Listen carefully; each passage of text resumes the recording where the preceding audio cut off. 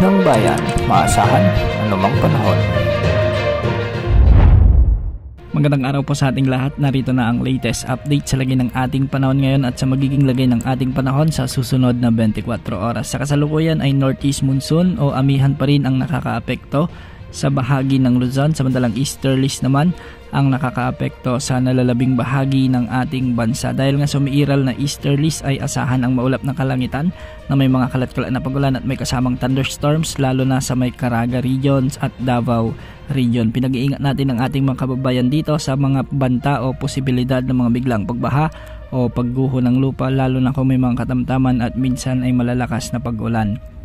Samantala sa Cagayan Valley, Bicol Region, Quezon Province, Aurora at Apayao ay makakaranas naman ng mga maulap na kalangitan na may mga kasamang pag-ulan at ito ay dulot ng umiiral na northeast monsoon. Posible pa rin ang banta ng flash floods o landslide lalo na kung may mga katamtaman hanggang sa kung minsan ay malalakas na pag-ulan. Sa Metro Manila at nalalabing bahagi ng Luzon ay magiging bagyang maulap hanggang sa maulap din ang mga papawirin na may mga kalat-kalat na mahihinang pag-ulan. Dulot ito ng umiiral na northeast monsoon o amihan.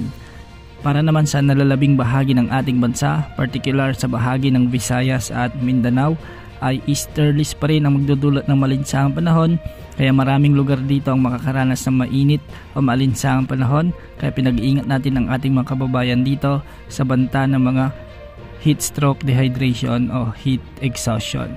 Hindi rin inaalis ang posibilidad ng mga biglang pagbaha o pagguho ng lupa lalo na kung may mga umiiral na severe thunderstorms. Para naman sa lagay ng mga dagat baybayin o mga pag-alon sa ating mga karagatan, ang mga baybayin sa Northern Luzon ay posibleng umabot ang mga pag-alon hanggang 4 meters. Ito ay dulot ng umiiral na northeast monsoon. At sa mga baybayin naman ng Central Luzon at ang Eastern seaboards ng Southern Luzon ay posibleng umabot ang mga pag-alon hanggang 3.5 meters. Sa nalalabing baybayin ng bansa ay posibleng umabot ang mga pag-alon hanggang 2.5 meters.